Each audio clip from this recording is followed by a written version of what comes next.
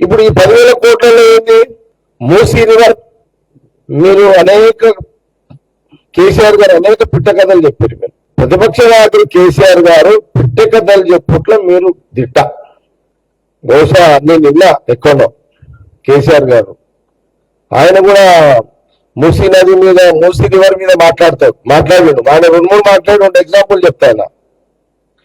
అందుకే నేనేమన్నంటే గత 10 ఏళ్ల కాలంలో బీఆర్ఎస్ బడ్జెట్ సమావేశాలు హైప్.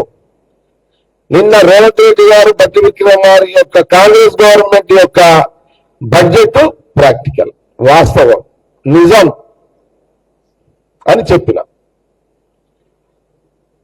ఆయన 2 విషయాలు చెప్పిండు. ఒకటి, ఆ రివర్ని శుద్ధి చేస్తా, ఆ రివర్ని నీళ్లు వాడుతుంటే ఈత కొట్టుకునేటట్టు చేస్తా, అది తర్వాత చెప్తాది. ఈ మూసీ చెప్తా వాళ్ళైతే మూసీని శుభ్రం చేస్తా, మూసీలో నీళ్ళు వాడుతుంటే హైదరాబాద్ వాళ్ళు ఈత కొట్టేటట్టు చేస్తా. ఇక 2 చెప్పిండు. ఇది ట్యాంక్ ఈజీ పోతుంటే ఏదైనా దాహం అయితే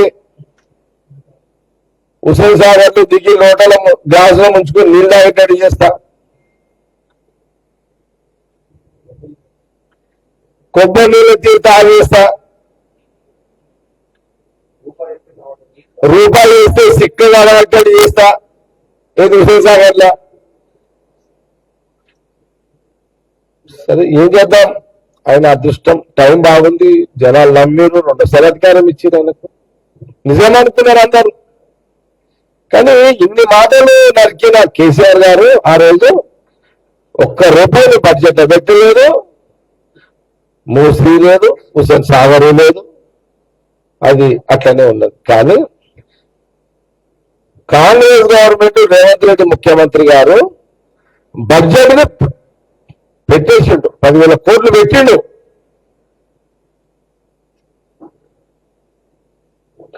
అయితే ఇప్పుడు చూడండి, old city metro train Panchayat అట్లే పెట్టాడు 10 ఏళ్ళ.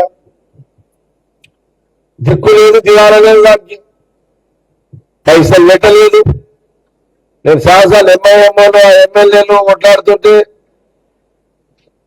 कुछ करने का एक ही काम था, सुनना है, कुछ करना है.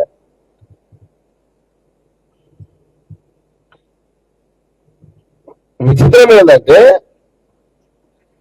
ఓసిటీకి సంబంధించిన మౌలిక సదుపాయాలు ఏది పాత బస్తీలో ఉన్న ఆ ప్రాంతంలో హిందువులు కానీ ముస్లింలు కానీ ఎవరైనా ఆ పాత బస్తీలు ఉన్న వాళ్ళకి మౌలిక సదుపాయాలు లేవు. ఇప్పుడు రేవంత్ రెడ్డి గారు ముఖ్యమంత్రిగా బట్టి ఫైనాన్స్ మినిస్టర్ గా ఇప్పుడు పాత బస్తీ మొత్తం కవర్ అయ్యేటట్టు ఇప్పుడు జుబ్లీహిల్స్, బంజారాహిల్స్, కింది గుంతల స్లమ్స్ ని మౌలిక సదుపాయాలు, ఈ ఖైరతాబాద్ లో పోతే మనం స్లమ్స్ ఉంది, మౌలిక సదుపాయాలు, నీళ్ళు అక్కడ వాటర్ ఆగిపోతుంది. దీని మీద ప్రత్యేకమైన బడ్జెట్ ఎప్పుడు కూడా పెట్టలే 10 ఏళ్లలో.